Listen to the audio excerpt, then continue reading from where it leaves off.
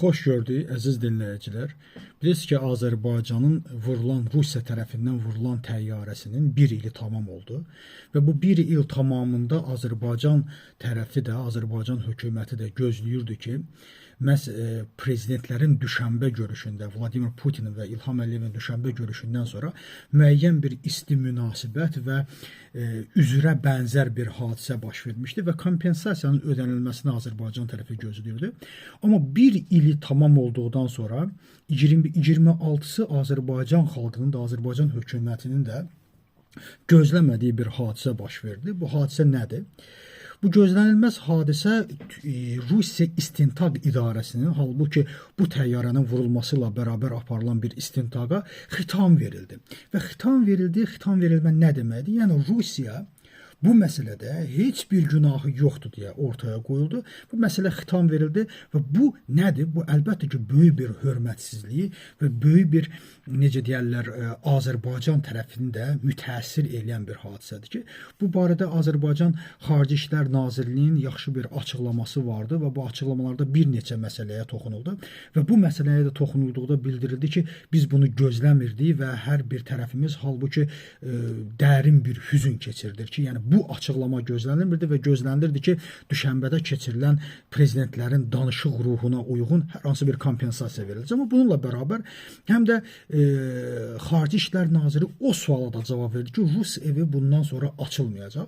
Bilirsiniz, Rusiya ümumiyyətlə bütün ölkələrdə ekspansiyasını əsasən Rus dili üzərindən keçirdir. Xristiyan ölkələrində kilsə üzərindən keçirdir. Görürsünüz, bugün Ermənistanda kilsəni necə müdafiə edir? Çünki bütün Rusiya, Ukraynada təsəvvür edin, sülh sazişi içərisinə belə salınıb ki, bəs Slavyan kilsəsi, yəni Pravoslav kilsəsi öz işini həyata keçsin, orada da bağlanır. Yəni bunlar Rusiyanın rıçaqlarıdır. Rusiya dili və Rusiyanın mədəniyyəti güya, onun mədəniyyət evləri və kilsələri. Azərbaycan müsəlman ölkəsi olduğuna görə burada kilsənin o qədər də böyük bir fəaliyyəti yoxdur. Burada bizdə də var, amma əsasən dil üzərindən keçirilir. Mən bu barədə bir neçə dəfə danışmışam və bilirsiniz, bugün həm Xarici İşlər Nazirinin bu formada danışması ki, artıq Rus evi bir dəfəlik bağlandı. Bu məsələ getdi arxivə, amma bu günləri Rusiya İstintaq İdarəsinin məhz bu hadisəyə xitam verilməsi hər bir mənada Azərbaycan üçün təhqiridir. Hər bir mənada. Nəyin bahasına olursa olsun. Başa düşürəm, mən düşünürəm ki, biz də müəyyən jestlər elədik Rusiyaya. Kaş gərək qəza baş verdiyi anda biz Beynəlxalq İstintaq İdarəsini çağıraydıq və məsələyə beynəlxalq hüquq qiymət verəydik. Dünya məhkəməsi buna qiymət verədi. Bizim də burada səhvimiz var. Kaş gərək biz belə edəydik, amma gözlədik. Üstündən bir il keçdi və ruslar da yəqin ki, özlərində bunu deməyə özlərinə cürət tapdılar ki, bəli, yəni bizim üçün belədir. Məsələ bitib, artıq bizim heç bir günahımız yoxdur. Bundan sonra nə iş görülməlidir? Əlbəttə, bundan sonra da bir dövlət iradəsi olmalıdır. Yəni, mən bunu şəxsi iradə ilə qarışdırmaq istəmirəm.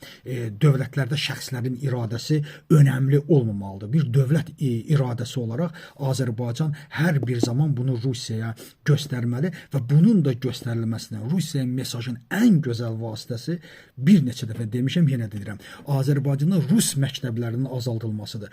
Azərbaycanda Rus məktəblərinin azaldılması bu həqiqətən Rusiya üçün böyük bir zərbə olar və Rusiyanı ciddi surətdə maraqlandırar və Rusiyanı narahat edər. Və onu da sizə açıqlayayım ki, bu günlərdə Putin belə bir açıqlama verib ki, biz müharibə bitdikdən sonra və yaxud da müharibə bitməsə də biz hansı yerdəki, hansı ölkələrdəki Rus dilində danışırlar, biz onların məsələsini həyata keçirdəcəyik, biz onlara öz ekspansiyamızı həyata keçirdəcəyik. Rus dili harda, bilirsiniz, Putinin məşhur sözü vardır, Rus ayağı hara dəyirsə, ora Rusiya imperiyasının torpağıdır. Bu günləri o siyasəti deməyə həyata keçirirlər. Harda Rus dilində danışılırsa, orada Rusiya torpağıdır. Bax, bu müamiləni də Rus prezidenti açıqlama verib və bildirib ki, harda Rus dilində danışırsa, artıq biz orada öz nüfuzumuzu həyata keçirdəcəyik. Daha deməyib ki, biz onu işğal edəcəyik. Buna görə də bu mənada bu günləri ayağı palçığa batmış Rusiyanın, Ukraynada palçığa batmış Rus ayağını kəsməkdən ötürü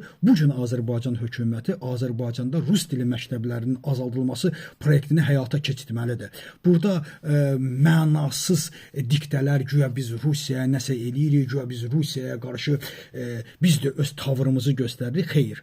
bunun əməli olmalıdır. Bunun da ən gözəl, ən layiqli əməli, Rusiyaya verilən ən layiqli əməl və Azərbaycan xalqının da qəbul eləyəcəyi əməl söz yox, pafos yox, məhz birbaşa əməl olmalıdır və Azərbaycanda rus dili məktəblərinin müəyyən hissəsi bağlanmalıdır və bu Rusiyaya ciddi bir mesaj olar. Bu bir. İkinci ki, Rusiya proyekt ki, ortaya qoyub ki, harda rus dilində danışılır, artıq biz oraya ekspansiya eləyəcəyik. Bunun da qarşısını bir dəfəlik almış olarıq. Təşəkkür edirəm diqqətinizə görə.